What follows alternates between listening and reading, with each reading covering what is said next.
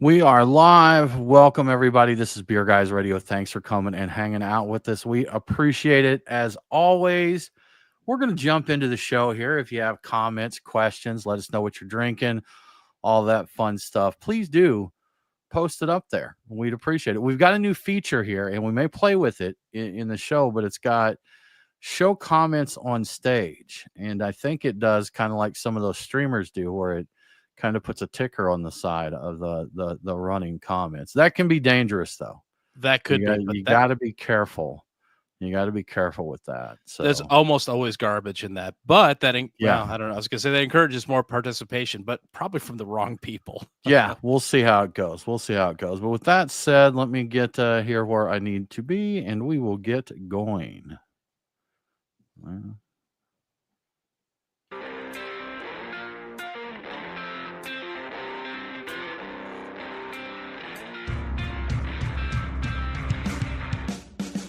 Welcome, everybody. This is the Beer Guys Radio Show. Thank you so much for joining us this week. This week, I can say that with for some beers, some conversation, some good times. I am Tim Dennis. Brian Hewitt, how are you doing? I'm good. It's been another one of them long days, but here I am. I'm enjoying some beer, and you know what? I don't feel as worn out as I have in previous weeks. I feel all right. You know what? The thing I was going to talk about, context switching, man. Isn't that just a pain? Like having to change from one thing to another all day long. That's the most exhausting thing about some of my days. And this one was one of those days where I was busy the entire day, but I have like zero to show for it. I'm like, what happened? Those happen. Yeah. Have you ever, you know what I had the other day? I had the opposite of that, Brian, which doesn't happen as often, but at the end of the day, I was like, man, I haven't done anything today. But then looking back at like my daily status report, I'm like, oh, I actually accomplished quite a lot. I got quite a few check boxes on the list there. So sometimes that happens. Or every now and then there's somehow people fall into a black hole or vortex, and all the events get pulled off of my calendar, and I get to spend some time working on one thing. Man, that's a great day. That really is. It is. Yeah. It's like, I don't care what you're doing. That's a great day. Yeah. I had the opposite of that. It's opposite day for me and you, Brian, because I had a meeting removed from my calendar today. It's like, hey, I can't make this. Let's reschedule. And then like 5 minutes into the meeting, they hit me on Teams to join. And I'd already rescheduled my day because this meeting wasn't happening. So, fun. Crazy. Good corporate talk, man. Nate, how are you doing? I'm tired, and I almost didn't make it to the show. I saw that. I was waiting on a third-party driver, and they needed me to let them into our local warehouse facility. And then I got stuck in traffic. So today's been long for a different reason from you two. It happens, man. It can get us. It can get us, you know. I was going to try to come up with an interesting reason for you to be waiting in a warehouse for somebody to show up and arrive with something, but I hadn't gotten that far. So it's a lot more boring than you think it was. So. Yeah, that's like a trench coat, a little opening of a trench coat at some with point. 3 raccoons stacked on top of each other. Yeah. Okay. Yeah. Awesome. That's cop drama drug deal stuff there, waiting in a warehouse to meet somebody. So yeah. They don't normally do it during the day, though, Nate. So that was, that's a bad time to be. Maybe that's a good time to be dealing drugs. Maybe that's going across state lines. So, yeah, I'm just racking them up. Actually, you were distributing. Yeah, that's right. Cannabis beverages, or I guess hemp derived beverages there. So we were accurate. Nate was at a warehouse to do a drug deal. That's right. So there we go. I plead the fifth. I don't want to incriminate myself. Not quite the same, but Brian and I were falsely imprisoned in a parking garage this past weekend. Oh yeah, that's right. Yeah, we went out to grab some lunch, and you get the little ticket when you go in. Pull the ticket out of the box, and we go in, and the place we had lunch at said we validate parking. I'm like, perfect. So I was like, hey, can you validate? And they gave me another ticket that looked identical to the ticket that I had. So I'm like, okay, cool. And I tossed my ticket and took their ticket, and I headed out, and I go to leave the parking garage, and I put the ticket in, and it said, this is impossible. I believe that's exactly what it said on the screen. It seriously said, this is impossible.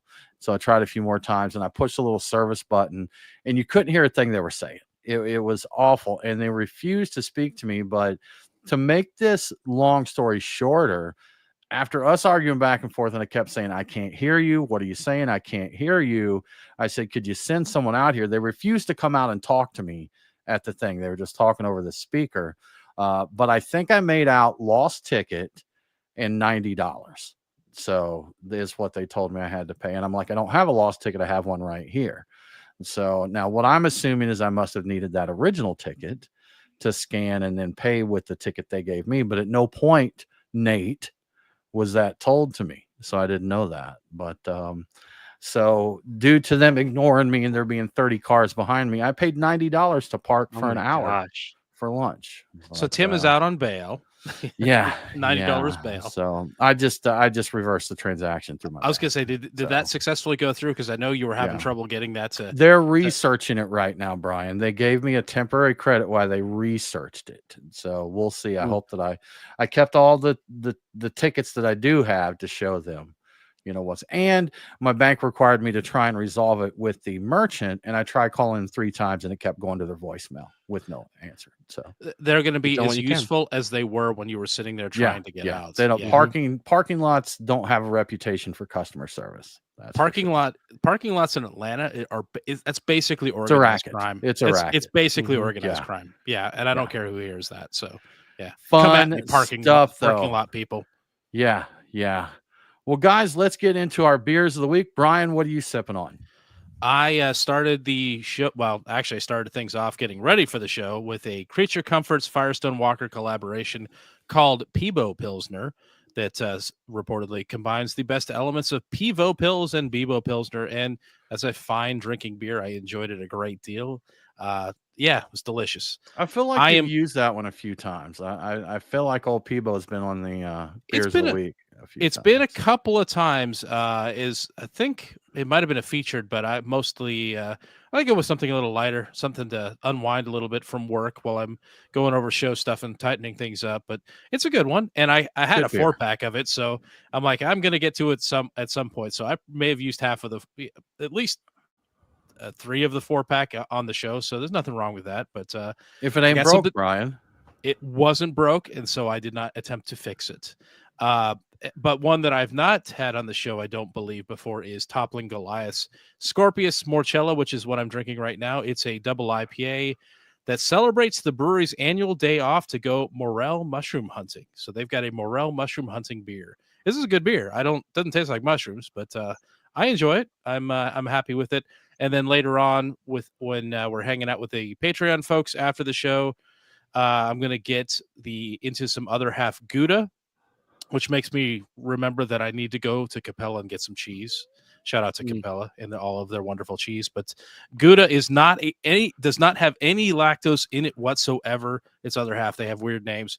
It's a New England double IPA with Citra, Strata, Comet, and Eclipse, and it's great. I've had it before, and I'll have it again. So, yes, Tim. I don't remember if we had the beer or not, but I believe when we had Toppling Goliath on the show, we talked to them about that beer and about morel hunting. I think we did. What I recall. Yeah, because I think you're right. I know there's a few people around here that go hunt morels, and they're just one of my favorite mushrooms, but I don't know where to go or what to look for. And people who do know they're not sharing. They're never going to tell you. No, there's no chance because you'll just take it, and then they'll be out of morels. They don't need that competition. Nate, what's on your list this week? So in my glass from Parish Brewing, I've got the Pescador, which is their lime lager. This week we had a Patreon supporter, Tyler, talking about Parish, and when I saw this in the store, I said, you know what? I've never made a beer that I didn't like, so I definitely want to try this guy. It's really tasty. It's tough to mess up a lime lager. And then on deck from Monday Night Brewing, I've got their Ale Max 95, which is a New England IPA with Galaxy, Motueka, Sabro, Citra, and Mosaic hops. And that one I'm looking forward to as well.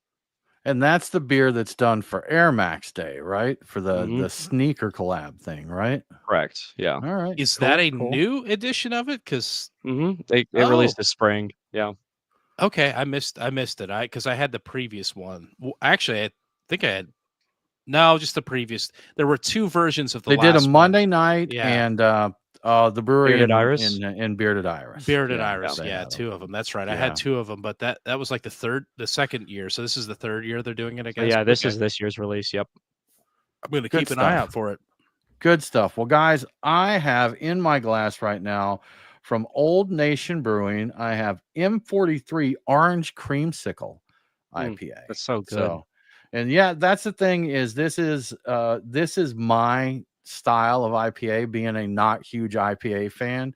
The Northeast, the hazies, the juicy, fruity, tropical haze boys are my jam, and this one has a very nice orange cream to it. So it's not, it's kind of beery. I mean, it's beery. It tastes like Yeah. beer, but It's beery. some of these get so much flavor in them that it crosses over a little bit. But no matter what, it tastes good, and that's really all that matters there.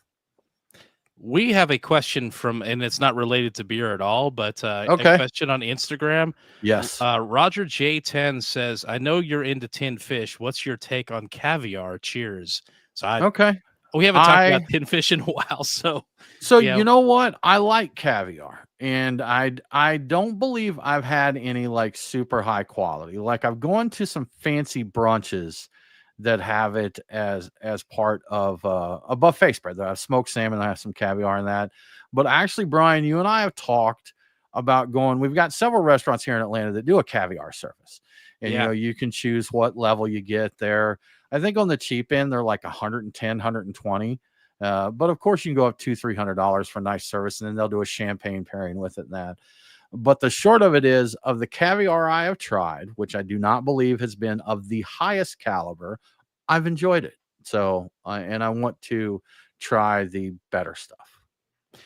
I think that I generally have a favorable opinion of the stuff I've tried, and none of it I don't think has been high roller caviar that I can recall. We got some for the Super Bowl party one time and ate it on nacho cheese Doritos. That's right. That was I did enjoy that a great deal, but not necessarily for any other reason that it was very funny to do.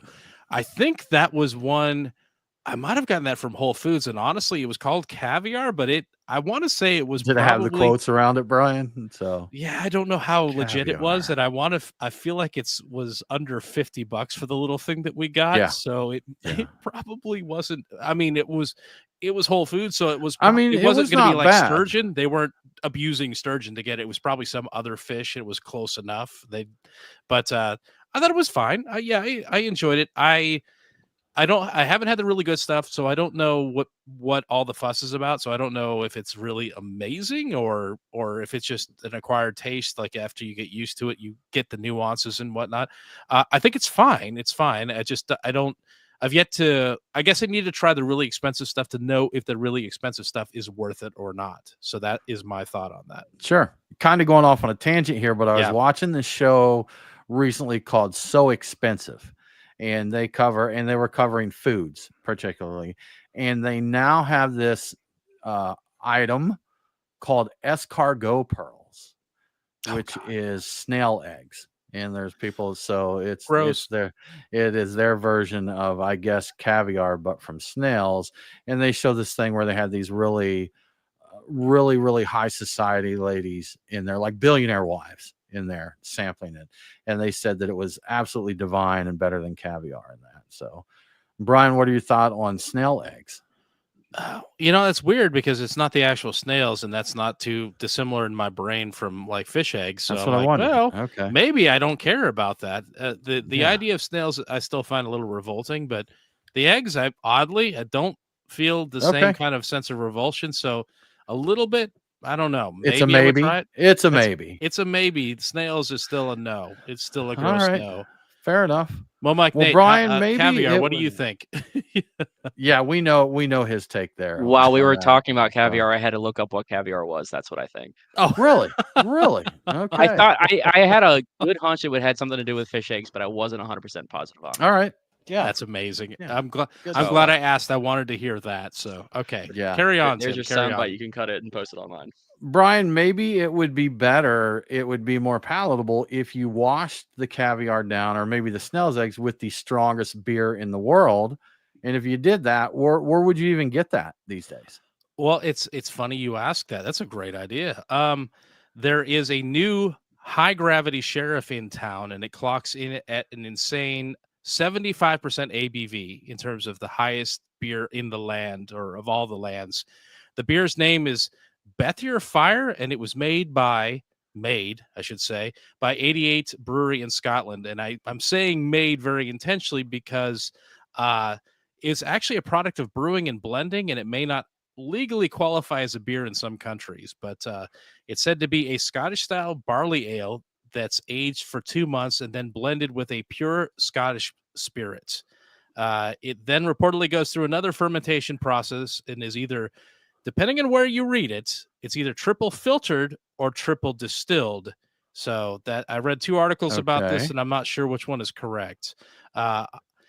I don't know how limited the bottles are. There is some limited amount of them, but you can buy it online right now. Each 330 milliliter bottle, which is about 11.2 ounces, will cost you £45.95, as they like to say on the other side of the pond, or about $51.66, as we say on this side of the pond. So there's a lot of recent activity on Untappd about this beer.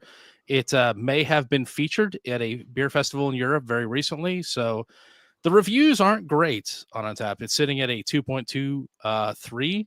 And I did pick up a few amusing check-in comments, because you have to with a beer like this. Many of these had to be translated. I think they were in maybe Dutch or German or something like that. Anyway, I couldn't read it. So Okay. So here's one of them. Doesn't really taste like anything. Tastes like mold and chemicals, mostly acetone. So that seems to contradict itself. Pick a lane, dude. Does it not taste like anything, or does it taste like acetone? The next one was Bah, way too strong. Another one was 70% or so, not good, nothing to do with beer. And that sound I made at the very beginning, which probably got edited out in the editing software, is PFFFFFF. So if you didn't Thanks for that, Brian. That if you was didn't hear so a necessary. puff at the beginning, that's why. And my very favorite is not to be pounded was the comment. So that's good advice for a 75% ABV beer. So previous ludicrously high ABV champion beers include Snake Venom and Armageddon by Brewmeister. They were 67.5% and 65% respectively. Schorschbach 57 by Schorschbrau, which was 57.5%. The name is fairly accurate. And the one we all have heard about, The End of History by Brewdog, which was 55% ABV. I think all the previous ones weren't some interesting blend of Scottish spirit. So I don't know if this one takes the crown with an asterisk, or has the record with an asterisk. So strongest with some quotes around it. Strongest beer with some quotes around it there. The beer with some quotes around it. Yeah. So that might be great with caviar. If you hate caviar and your taste buds, that may actually do it. Yeah. Yes. Acetone plus caviar. What was the one that we had from Brewdog, Brian? I forget the name of it now, but it tasted like an ashtray and burning car tires and like maple syrup. Tactical Nuclear Penguin. That was it. That was it. And I forget the ABV on that one. That was a strong one. I think I still have a bottle of it. I want to say that was 17%. Like, it's not legal here in the U.S. I thought it was higher. I thought it was higher. Like it was like a 30, 40. Untappd has it listed at 32%. Oh, is it 32? I thought it was up there pretty good. Yeah. I know that one time, I don't know if it was that or another one, I had a very small tasting at a bottle share. That one kicked my butt. Like, I don't know what it was about that. Just like it's just pure alcohol, maybe. But the Tactical Nuclear Penguin. Yeah, I think it was the 40 other beers you had that day, Brian. That's my guess, because I was there. Really? For that. Yeah. That was back when our homies that had the craft beer factory, and they would do do bottle shares there. Oh yeah. That one messed me up good. I maybe it was the other beers, but I blame that one. That one put me over the edge. Would you like me to read out over the edge, but deep into the ocean? Yeah. Would you like me to share your guys' check-ins from that day? Oh no, sure, you've Nate. got them. So from the 2nd of July, 2014, Brian Hewitt said of Tactical Nuclear Penguin, the white whale, gasoline oak barrels, paint thinner, and raisins. That dude's expression sums it up nicely. And from Tim, you said notes of dark chocolate, soy sauce, plums, diesel fuel, and a hint of regret. That's about my recollection there.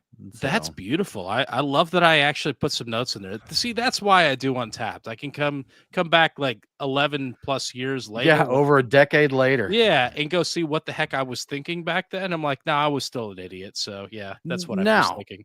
in the world of crazy strong beers, you all also have Sam Adams Utopias, Mm-hmm. which Oh yeah. is very well done. And I think a lot of people that try that, I have seen people try Utopias and be very disappointed because they are expecting a beer. You know, they're Oh yeah. expecting something like a Scotch ale or something like that.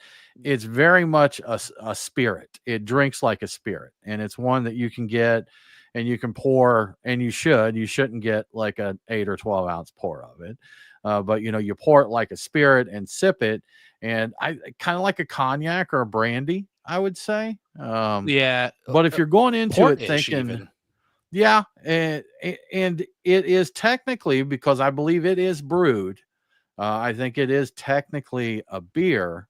You know, you don't need the star bite or like this one, but it's a beast. It's thick. You know, you drink it, you don't keep it chilled. Cellar temp would probably be good for it, but you know, a bottle will last you years. I think I had a bottle of, they do it every 2 years, and I think mine may have been 2017, 2019, somewhere in there. And I guess I had it for 2 or 3 years before finishing that one off. They're yeah, that sounds about right. I I'm glad I got to try several of them. I got to try yours. I got to try a few others at bottle tasting. That's one of Yeah, my regrets is never having bought one. And these days, I think I don't know what they go for. I think they get marked up a lot, but maybe not as much now. But I would still get one. I really sure. liked it. I thought it was a Yeah. really good drink. As long as you sit down realizing what it is, it's a fine cognac or beer cognac or a fine beer port or something like that. It's a Just beautiful know what beer. you're getting into there. It's a beautiful beer. It's expensive to make, and that's why it costs so much. And when you think about it that way, I'm like, okay, that's part of the story. Didn't you finish that off on camera at one point, like during a bottle There's no share? proof of that. There's no, that's rumors. That is slanderous. I'm pretty sure that's what Slanderous. happened. Yeah, Actually, I did finish it off. This was during the COVID days. yeah, during COVID. And Yes, that was when we were trying to figure out how to live our lives under lockdown. So a lot of breweries were doing virtual happy hours. And we got together with Jason Pellet from Orpheus Brewing. At the time, Orpheus Brewing, he's now in Belgium and owns the Hollows. the Hollows. But at the time had Orpheus Brewing here, and he hosted a happy hour. And I believe, Brian, that was the last time that I was actually intoxicated. So Yeah, that was kind of an all out type of thing. I could see why you wouldn't repeat that after the fact. yeah, Just that want was enough. That a was life the last altering hurrah there. intoxication. Yes. Whew. Yeah. Good times, good times.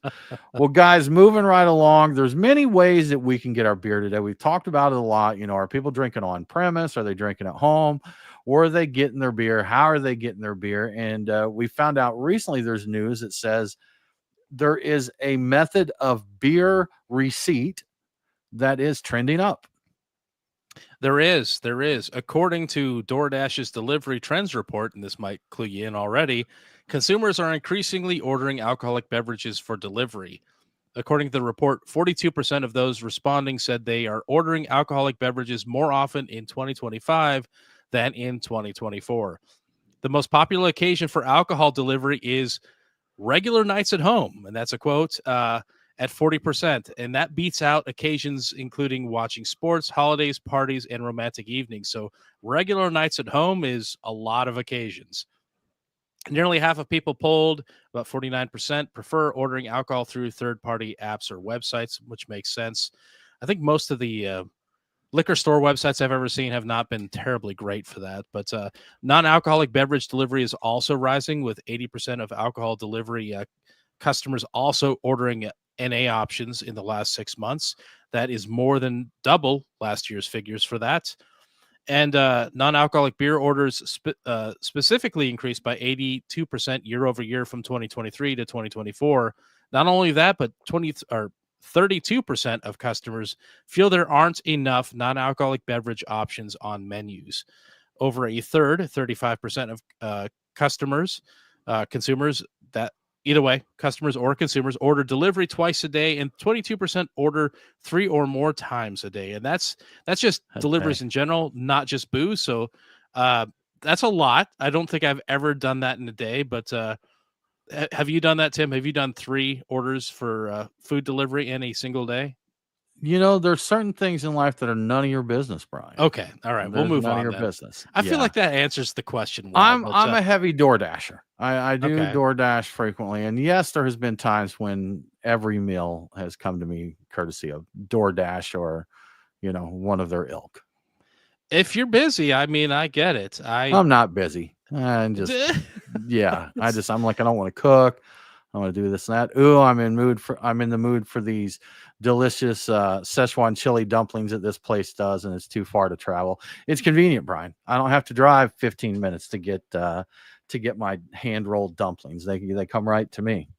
That is seriously, that is a factor here in Atlanta. And that's like driving anywhere. It's not maybe not as bad in the burbs, but I think you've got a pretty heavy traffic street not far from you as well. Like getting out anywhere, it's not just like 5 minutes to the store and back. Like some suburbs, a lot of places, it's like you're going to be gone for 30 plus minutes, maybe 45 minutes to like round trip to get it and pick it up. And like, I could see where like, I don't want to mess with that. Sure. I'm just going to do what I'm doing, which maybe just watching TV, and let somebody else do that. And I'll pay extra for it. So, I mean, I could see an argument for that. Why not? Right. Absolutely. Yeah, for sure. That's my argument. Have you ever used it to have alcohol delivered to you? I don't believe I've ever had alcohol delivered. And another thing, oddly enough, we were talking about COVID times, but that's when we got the ability to deliver alcohol. Yeah. In Georgia was during COVID. And it's something, there was talk were they going to roll it back after the COVID restrictions. They did not, because that was fought for a while. They didn't want to give it up, but then it was done as something to try and help our, small businesses out there. And it stuck. So we do have that ability now. I have, but I found it a bit of a nuisance because I don't want to have to deal with the whole, like, you have to show up and show ID, I think, to do it. And I find that to be a little bit of a nuisance. And I'm like, you know what? It's just easier if I pick it up when I'm got to show ID at the store. I mean, why? Well, no, but I've already gone out. So I live in a building and I got to take an elevator and I got to do all that. They don't come to your okay. No, they don't. I don't get it right to my door. So I have a little extra stress on myself. It's a little bit more, there's a little bit more aerobic activity involved with me retrieving my delivered goods. So like, they're partially delivered, like mostly delivered. I got to deliver that last like 5%. And I mean, I get irritable if they set it at the edge of my porch instead of on the mat in front of the door. I'm like, why couldn't you have gone the other 3 feet there? Like, come on. I know. Some prayers, Tim. Shakes fist. Thanks, Nate. Thanks, man. Thank you. I feel your pain. I mean, there's been times when I'd like them to just come up and, be like, I'm working, I'm busy, just bring the pizza up here and feed it to me. Yeah, it's like, come up the stairs, bring it to Right. Break off a slice before you leave. Mo McKnight, have you ordered beer delivered or alcohol of any form delivered to you by any of these apps? No, I haven't. I actually don't use any of these apps, so I don't even have food delivered to me. So no, I've never had the beer. That's right, because you don't like most of everything when it comes to food. You like, it's not that. It's just I don't mind a little inconvenience. Oh, okay. That's fair. Right. That's fair. Yeah. Fair enough. Yeah. I'm all about the convenience there. So it's definitely something that I think the trade-off there is pretty good for me. Brian, again, we keep talking about the drinking habits of Gen Z, and there's always mixed information. Are they drinking more? Are they drinking less? Are we getting false reporting? And to add to the mud in the water, you've got another take on Gen Z's drinking habits. Yeah, so a few weeks ago, we were talking about the alternative theories as to why is Gen Z not drinking as much as previous generations at this point in their lives. And everybody's obsessing over that. It's the only reason we really are is because beer and a bunch of other industries have taken a bit of a nosedive lately, and they're trying to come up with rationales for it. They're mostly blaming Gen Z and their purchasing habits for it. What I found, for good or for ill. I mean, I don't know if Gen Z really deserves the amount of attention they're getting for this, but they are. But anyway, in the previous story, one theory said it was tied to the time they spent on screens and the risk of drinking publicly when everything under the sun is being recorded all the time. you know, and not necessarily concerns about wellness, which is what we heard for like a few years leading up to this point. This week, the CEO of Asahi put forth the same theory. Digital distractions are just eating into Gen Z's drinking time. In short, they're enjoying everything they're doing online so much that they don't care about the beer. Like their phones and everything else is giving them all the fun buzz that they need, their dopamine or whatever else. But anyway, an article in Wine Enthusiast that we saw this week argues that it's really just about money. A report from Rabobank that they cite shows that it's not about wellness, it's not about the sober curious or even screen time. They just don't have the money it takes to drink, especially not expensive wines. And this was Wine Enthusiast, or big crazy stouts or pricey 4-packs of hazies. That is compounded by recent inflation, not to mention the beginnings of the effects of tariffs on the cost of goods. We're starting to see that. I think I heard that Walmart's raising prices lately because of tariffs. They're not going to take that hit. Roughly 55% of Gen Zers and millennials live paycheck to paycheck, an increase of 5 points for Gen Z and 3 points for millennials from the previous year. For many Gen Zers, alcohol, at least in some forms, is considered an occasional luxury or a special occasion indulgence. And we have seen studies that indicate that younger generations are still willing to go out and enjoy some drinks and go to a restaurant despite not being flush with funds. I think that falls under the occasional indulgence, canopy there. They're not completely abstaining. They're going out occasionally, but yeah, they're not nearly as often as other generations might have done at their time. So as much as the theories seem to be about screen time and wellness and blah, blah, blah, they appeal to us as rationales. The practical dollars and cents of the situation is hard to argue against. I think the answer really could be as simple as they're broke. They just don't. They're not drinking like we did because they just don't have the extra money that we may have had at the time we had it. So they're broke. I mean, I see a lot of conversations from the younger generation that everything is more expensive now. A big one that I looked at was like the cost of college. And it's been a few years ago since I looked at it, but I went on and looked at the cost of like Harvard in like 1980, 1970, something like that. And the short of it is at that time, you could work I think it was 12 or 14 hours a week at minimum wage and pay your full tuition to Harvard for a year. And that year, which again, I think was a few years ago, you would have needed to work like 82 hours a week at minimum wage to pay just the tuition portion of schooling. And, that's everything they're talking about. They can't afford to buy houses. They can't afford to have kids, all these things. So when and these are not people who are just working, simple minimum wage jobs. They've went to college, they've got careers, they're in what's supposed to be a good career, but the amount of compensation is not in line with what it costs to live your life these days, man. So it's tough. It's tough. And I could see something like alcohol. I don't know. Maybe it should be a higher priority with the way everything else is going, but I get it.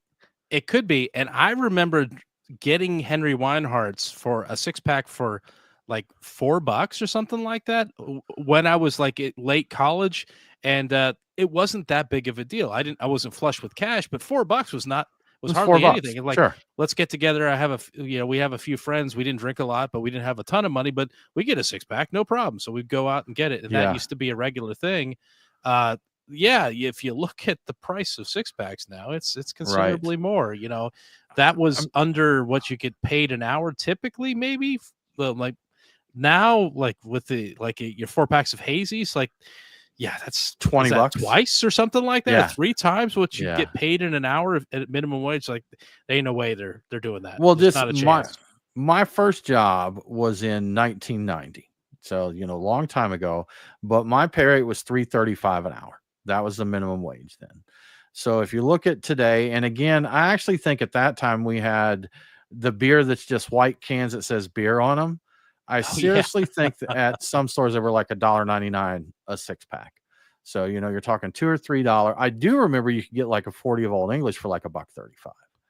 So, fast forward to now, and minimum wage is 7.25, so a little over double. I don't know the exact percentage, but a little over double. But the cost of beer is definitely more than double or probably triple for sure what it was then. So sorry, y'all. Sorry you didn't get to enjoy the days of $1.35, 40 ounces. Seriously, I could see the prices just rocketing up as I just graduated college. I didn't have a lot of money, but every year it felt like it went up $1 or something like that. I'm like, Yeah. come on. I'm like, it's getting really hard for me to buy any beer, and I It was didn't have a easier good to be job. young. Right. It was easier to be Yeah. young and broke then. So Yeah, it was you for could sure. survive being young and broke. Yeah. Yeah. Well, Brian, before we move on, how about we give a shout out to Truck and Tap? That's a great idea. So if you're looking at the tap list at Truck and Tap, and those 20 options have you feeling a little analysis paralysis, and that's a thing, it's time to do something that I like to call Truck and Tap Roulette. It's easy to play. It just asks Google for a random number between 1 and 20 and order the beer corresponding to that number, because there are 20 taps. Just pick that beer. In keeping with tradition, landing on a pumpkin beer is an instant mulligan. Fortunately, we are still a week or two, not much more than that, away from the arrival of pumpkin beer. So we're probably good for now. But by the time you hear this, maybe pumpkin beers will have arrived. So I don't know. But anyway, I'm going to play it. Let's see what Truck and Tap Roulette has me drinking this week. At Truck and Tap Woodstock, I landed on Kid in a Candy Store from Weldworks. It's a pastry stout with peanut, caramel, nougat, and chocolate bars. And lactose too. I'm not mad at this outcome. I'll probably need a pill for that, but I'll bet it's great. It's Weldworks. It's a candy bar beer from Weldworks. How could that possibly not be great? At the Duluth location, I got Reformation's Base Camp Panther Creek Falls IPA. This New England IPA is hopped with Mosaic and Brew 1 hops. I'm not familiar with Brew 1 hops, so this will be fun to try just to find out. And so far, so good with the Truck and Tap Roulette picks. Will my luck hold up? We'll see. At Truck and Tap Alpharetta, I got Magnanimous Diagonal Cut PB and Grape. It's a gluten-free kettle sour with peanut butter and Concord grapes. And while the ultimate PB&J is peanut butter and strawberry jelly, I'm interested in trying this one out. Gluten-free beers have always been hit or miss with me, and maybe this one will be a hit. And I know Tim agrees with me in my assessment of the PB&J. Of course. I'm going to move on without any further comment. Yeah. And finally, at the Lawrenceville location, I got Monday Night's 404 Light Lager. There's absolutely nothing wrong with an easy drinking light lager. So all good choices, and that's not surprising. Truck and Tap isn't putting bad beer on any of its taps. If you'd like to take the excitement up to another level, you can follow this up with a little food truck edition of Truck and Tap Roulette. Let fate decide what food you're pairing with the beer it just chose for you. That only seems right. That's something about that feels good. But if you insist on making your own picks, head over to truckandtap.com to see your options. Either way, you're going to have a great time at Truck and Tap. And also thank you to Truck and Tap for your support. Thank you, Truck and Tap. We appreciate you very much. Yes. Well, Brian, distribution. We talk about distribution a lot here in the U.S., but it's not just an American issue. And recently there was a big change to distribution laws in Thailand. So some distro newness over there for them. I only recently became aware of how the laws in Thailand are making it tough for craft breweries to do what they do over there. They're surprisingly restrictive for that, considering what else they're known for. But anyway, Thailand's parliament has recently approved changes to existing regulations on alcoholic production with the goal of lowering entry barriers for small-scale beer and liquor producers. The key revision allows breweries to distribute their products nationwide in kegs, which was previously not allowed. That's right. They could not put their beer in kegs, which is a very interesting restriction. It also categorizes on-site beer production outlets as fresh beer breweries, and that fresh beer breweries seems to be their category for craft beer, I think. Small and medium-sized distilleries can now be established closer to water sources if they have adequate wastewater treatment. So I guess they were just required out of the gate to you can't be anywhere near any water if you're making alcohol. So, or at least the liquor version of it. So that's really unusual and interesting. So new medium-sized producers of alcohol of all forms, I think is beer and spirits, they no longer have to operate as small-scale producers for a year before they scale up. So I've never heard of a restriction like this before, where you can open up, but you can only be a small producer for like the first year before you go wider. And maybe that's just to make sure that nothing catastrophic happens. But I don't know. It's a very interesting restriction anyway. There are currently over 30 registered small-scale breweries in Thailand that are ready to put their beer into distribution, but haven't been able to do it until now. So it might be about to go off in Thailand in terms of beer. They may just have like their own craft beer explosion over there, while the rest of us are boom. kind of like, I don't know, we're maturing over here. But if they're just at 30 that are just looking to get into distribution, they probably have a lot more opportunity there. I don't know how large Thailand is, to be honest with you. I mean, I know where it is over there, or in the general area of where it is there, but I don't know how large it is. So I don't know, relatively speaking, what 30 registered breweries means. That does seem low, and I don't know a lot of the full stats for it, but Bangkok is huge. They could probably have 30 in Bangkok alone, probably, and that Okay. not be oversaturating, at least from the impression I had from when I was there. I don't know how spread out these things are, but Thailand's a pretty big country too. So there's a lot of like geography, north and Yeah, and south. I guess when you Yeah. can't put your beer in kegs and distribute it, that will put the kibosh on much growth there. So Yeah, I guess maybe in bottles, but I don't know. Yeah, the kegs really makes everything a lot makes a bit of a easier. difference there. Yeah. You got some facts for us, Nate? So the U.S. is roughly 19 times bigger than Thailand. Okay. Okay. Well, then I'm all right. They're about half a million square kilometers. I'm sorry for the metrics. And the U.S. is approximately 9.8 million square kilometers. Okay. So still, I mean, that if you scaled up, we're talking like having 600 breweries in the US, just to put it into kind of perspective there. Yeah, Yep. so So they got like room. a They got ton of room. opportunity. Like Yeah. I know that having done a little bit of travel in that area, one little town, like you get very far out, like the stuff in Bangkok isn't local anymore. It's like that's a heck of a Yeah. haul. So if there was a local place nearby, they would do really well in that area. So it's the same thing that we have, When we started I've out, everything seen in Georgia was local-ish, but now we look at it, I'm like, yeah, the stuff Mhm. way on the coast and way south, like that's not really local anymore. It's a Yeah. heck of a ways away, I've seen the way, and I shouldn't say the way they do. I will say that I've seen this a few times watching shows that talking about like Japanese drinking culture, and they'll go like these. I know there's a name for it, but I forget. But I guess like there's these alleyways. I think, especially in bigger cities like Tokyo, where you'll have shops that are like the size of a bedroom or something, and you've got 6 bar stools in there, and people have their regular favorite places to go, but each time I've seen it, they get the beer in what looks to be maybe a bomber size bottle, maybe a 16 ounce or a bomber, but then they have these glasses that are a little shorter, but it's kind of this intimate little thing with like 6 or 8 people sitting around the bar. You get your bottle of beer, you crack it open, you pour you some short ones. I'm like, man, that looks like a cool vibe. Like, I feel like I could get down with that. Get me a bowl of ramen, and, get me a pint of beer there and a little glasses. And I know I've gone to Korean restaurants here that do that, and they bring you out, gosh, maybe a 6 or 8 ounce glass somewhere in there. They'll bring you like a large bottle of beer in that. It was fun, man. It's a different way of doing it. And me, guys, I like the small serving sizes. I'm the advocate for the 8 ounce cans, but Oh yeah. yeah. So the little short glasses like that, I'm cool with that. I want them to bring out Black Tuesday like that with the little like 6-ounce Yeah. glasses. Yeah. Bring it out. Let's do this. I have seen that in like movies or whatever, and I don't know how much of that's legit because I've spent zero Yeah. time in like Japan or anything like that. But I've seen places that are really small that probably cater to a very, very limited local clientele. Yeah, yeah, you've got your regulars. It's great. It's like any regulars bar. It's just it's a different place, do Yeah. a different language, but it's cool, I saw this TikTok travel guy, or Instagram, TikTok, YouTube, one of those that does the short video thing, whatever it was.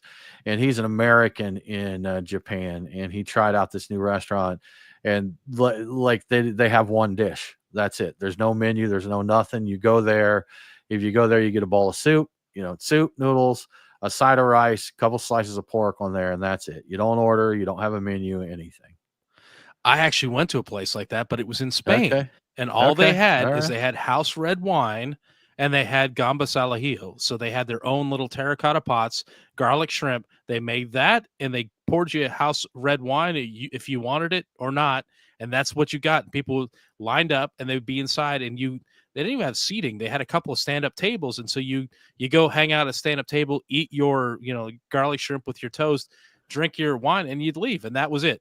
That's That was it. that, huh? Was It's it a like winery or something, or was that just kind of their Nope. thing? Just a Okay. hole in the wall place. How All was right. it? The El Abuelo or something like that. The grandparent or the grandpa. Like that was where was that? That was Spain, Madrid. I think I was in Madrid. Yeah, All it was right. cool. Like it was seriously. And there was another place that all they did was some sort of a sandwich. Like you lined up and they had that one thing. And they didn't even have an inside. I think you went up, you got it from the window, and you left. I'm like, that Get was your it. sandwich and go. Like that kind of thing is cool. I like that a lot. If I you're I nailing like it, I mean, I would I like expect if I do that, they better be the best gamba salajillo that I've ever had in my life. They dude, they better were be the best amazing. sandwich.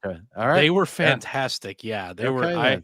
I Rock want. on. I spent the rest of my life anytime I see it, like referencing that as a comparison in my head. So yeah, it was amazing. Have no idea if it still exists, and I don't even know exactly where it was. But yeah, that was awesome. Yeah, still love it. All right. All right. Gotta love it, man. Good times for sure. Brian, collaborations are still a big thing in beer. Good times. We saw something today, and let me see. I don't know if you've got it. I don't want to. Yeah, you do have it in the news, Brian. So I do. I Yeah. won't steal your thunder there. But let's talk about some collaborations here. So we've got a big one coming up for a good cause, and it is a 6-way collaboration, Brian. And as they say, it's okay if If it's in a it's in a 6-way. six-way, Right. yeah, Right. that's exactly what they say. I love beer for a good cause, and bonus points if it's funny or unusual or some other way interesting. And the 6 degrees of fermentation is all of those things. That's the name of this beer. It's funny, it's unusual, it's for a good cause. I think it's probably a good beer. I have not had it yet; it hasn't been released yet, but to begin with, it's a 6-way Philadelphia brewery collaboration, like you said, with each can of the 6-pack featuring a different image of actor Kevin Bacon from one of his famous movie roles. It turns out that Kevin Bacon is from Philly originally, so that's kind of the tie-in here initially. The breweries involved are Yards Brewing, Attic Brewing, Evil Genius Beer Company, Human Robot, Sacred Vice Brewing, and Wissahickon Brewing, which that's I don't know if I said that right, and I apologize if I've offended a lot of people in Philly. Don't fight me over that. And apparently the proceeds appropriately the proceeds of the beer are going to benefit Kevin Bacon's charitable nonprofit 6degrees.org. So there's all sorts of 6 degrees happening here. Obviously, it's a reference to 6 Degrees of Kevin Bacon, which is a game that people used to play. As for the beer, it's a dry hop Kolsch, and it will be released on Wednesday, May 28th at Yards Brewing in North Philly. So hopefully some of our listeners in the Philly area will be able to swing by and get some. If you do, let us know how it is. If I were in the area, I would absolutely go get some of this because this looks like a lot of fun. And I got like things like contacts this. in Philly. Yeah. I may see if I can get something done there. Make So, sure make sure they at least get it and tell us about it. Yeah, right. It's fun. I feel like, do we need to explain what the 6 degrees of Kevin Bacon is? Do you think there's anybody that doesn't know what that is? I assume people would know what that is. I'm going to throw it out not. there just in case. I imagine this is unnecessary, but basically it says that anyone that you can essentially derive a line from you to Kevin Bacon and people he's been in movies with in less than 6 steps, 6 degrees there. Is it anybody or is it just like people from movies, like any person from any movie? Maybe that's it. Maybe that's the caveat to it, is that if you know someone that's been in a movie that you can get to Kevin Bacon within 6 degrees. Or it might be a case of like, if anybody if they've seen a movie with anybody in it, you can take one of the movies they've seen and take it to Kevin Bacon, which is kind of the same thing. So yeah. So I went ahead and Googled it to see. It says it is an idea that it's a theory that any two people on Earth are 6 or fewer social connections apart from Kevin Bacon. So okay, so it really is just people. It really is just people in general. So, and I wonder if it is factual there, it could if there's anybody that is insanely 7 degrees away. I think that it would be very difficult to prove that there wasn't one connection.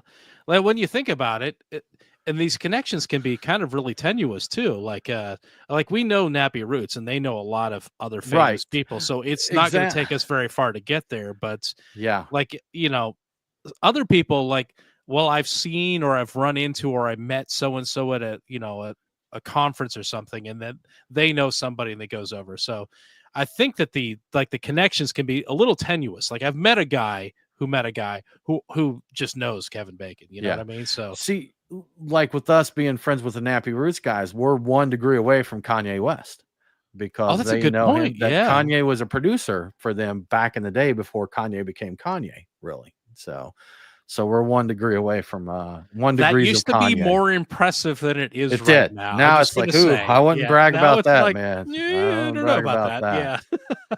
Interesting stuff. That little kind of stuff like that is fun, though, man. That's It's fun. Yeah, that's cool. see. But on the note of collaboration, too, Nate, this may interest you being a cocktail and a beer nerd. There's a series of cocktail themed beer collaborations coming out with Tip Top. And Tip Top, I don't know if they were the first ones to do it, but they're kind of an old school as far as canned cocktails. They've been around for a minute, but they've got a lot of collaborations coming up with some pretty well-known breweries. Yeah, they do. Their collaboration series is called Kindred Spirit Series. It's going to feature collaborations with WeldWorks, Holy City Brewing. I don't know them but they're from South Carolina. Green Cheek Beer. I've seen them from California. Revolution Brewing from Illinois, which I think everybody's heard of, and of course, Creature Comforts here from Georgia. So the idea behind the series is to reimagine classic cocktails as craft beers, and I love this idea. Each collaboration will transform a tip-top signature cocktail like their Bee's Knees or their Cosmopolitan or Whiskey Sour into a distinct beer. The series begins in June with WeldWorks Brewing. They are releasing a gin barrel-aged Bee's Knees Imperial Sour Ale. Later in June, Tip Top and Holy City Brewing will release a Cosmo Ale, which is a blonde ale inspired by the Cosmopolitan. And the upcoming Creature Comforts collaboration won't be the first time that these two have worked together. Is Tip Top based in Georgia? I want to say that they might be, but I don't know. But anyway, they have collaborated with Creature Comforts before. That is my point. And their previous collaboration was called Jungle Bird, and we talked about in the show not long ago. It was also a cocktail inspired beer, and it was released in late 2024. So I don't know if. I assume that they're not going to just re-release that. I assume they're coming out with something new, but if not, we have an idea of what it's going to be. And yeah, it's pretty cool. I like this idea, like recreating cocktails as beers. Creature Comforts has done a little bit of that already on their own before this, so yeah, it's always fun to enjoy those. I want someone to do a dirty martini goose. Like I'm on board for that. I like this idea. That. Yeah. So someone because some of the gooses actually have kind of an earthy character anyhow that would probably, in my opinion, would complement the olive nicely. And you could even serve it serve it with an olive in your lambic basket glass, and then I could do that. Do it up. So I'd try it. Put some olives on a toothpick and drop it in your beer glass. That'd be great. One that has not been done, Brian. What's a cocktail you think would make a good beer? Oh, wow. And Nate be thinking, because being the cocktail man, I'm coming to you to find out what you think. So I have not seen anything. I don't know of anything that's ever attempted to replicate the industry sour, which is a very popular cocktail in my house. It might be difficult to do. I think that is, oh man, I think that's Fernet. It's green chartreuse, lemon juice, and simple syrup. So it's going to be really herbal. It's I don't know. I don't know if it's very, very popular, but we drink the heck out of it in my house. I don't know what that would be. Like that would have to be a really interesting IPA, maybe. I'm not sure how you'd replicate that. Okay, but that's what you're I'd like rambling to see. too much. We're moving on. Nate, okay, what would you think? So my very first thought was a Clover Club, not a Clover Club, a sidecar, which is cognac, orange liqueur, lemon juice, and I thought that that might do well as potentially a wheat or even potentially a um. No, actually, a wheat and a wheat are the same thing. The follow-up thought I had was a Clover Club, which is gin, lemon juice, and raspberry syrup, and I thought that would make actually a really nice sour. Yeah, both of those sound like they'd be pretty good. So thanks for the coherent thoughts too, Nate. That's much appreciated. So Were mine completely incoherent? 'Cause Brian's he was just pondering out loud. You could see the wheels churning there. He wasn't. I hadn't sure what really to given it any say. thought. The other thing was like Black Russian, but I think we've done that. That's basically coffee plus vodka. So yeah, Mhm. Yeah, that's that been would be done. easy to do. That'd be fine. Yeah. Yeah. Have they done a mudslide beer? Because that'd be an easy one to do. If they haven't done that already, That's got to that be would a be pretty pastry easy. stout. That That's has to be a got it. pastry stout Absolutely. already. Yeah. Yeah, No that's got to question on be. that at all. Yeah. No question on that at all. What if it was a pastry brown ale, though? No, no, I'm not okay with that, Nate. I've decided. I don't think so. Maybe an impaired because well, hold on, Nate. Let me back up. Now I'm thinking about Frangelic Mountain Brown Mm-hmm. and how Oh, good that was. But I feel like since the mudslide is typically a thick with two C's drink, that a full-bodied imperial stout would be a better delivery vehicle I than hear the you. brown ale. Would be more truer to the cocktail. Yeah, I'm inclined to agree. has Yeah. anybody done a Negroni beer? I don't know if Oh they yeah, have. there's several of those, Have I they? think.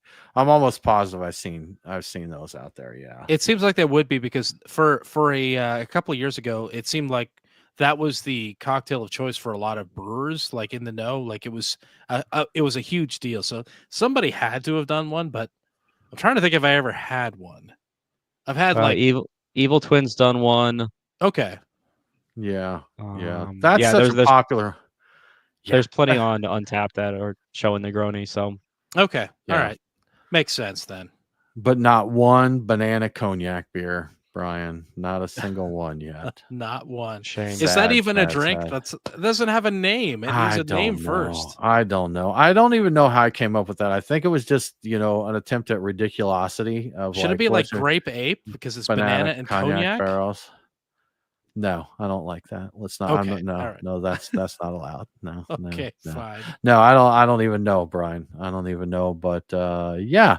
Well, y'all, we are wrapping up the show this week. That's about all the time we've got. We greatly appreciate you hanging out with us. If you enjoy what we're doing here, we'd love for you to tell a friend to tune in, share the show, tell everybody, tell your mother, tell your cousin, bring the whole family. It'd be great. If you really enjoy what we're doing, we'd love your support on Patreon. Just go to patreon.com/beerguys.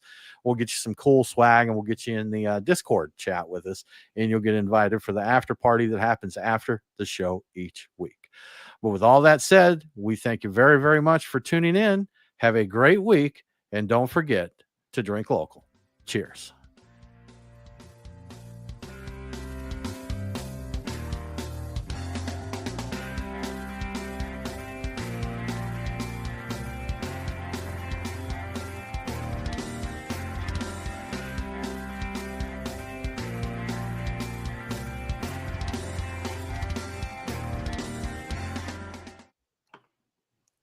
Good stuff. Good stuff. Y'all, We we're got going the to wrap thumbs it up. up. We got the thumbs up from Let Us Drink Beer blog on Instagram. So just passing that along. Thumbs up, guys. Just a general thumbs up. Just a Nothing, thumbs up. Thumbs up. Yeah. All right. Thanks, man. Thanks. We appreciate that. Thumbs Appreciate up are it. great. Yeah. We are going to shut down the live stream again. If you are a Patreon supporter, we're going to put the link over in the Discord chat. Come and hang out with us and have a beer and BS for a little while. But anyhow, y'all have a good one. We'll see you next week.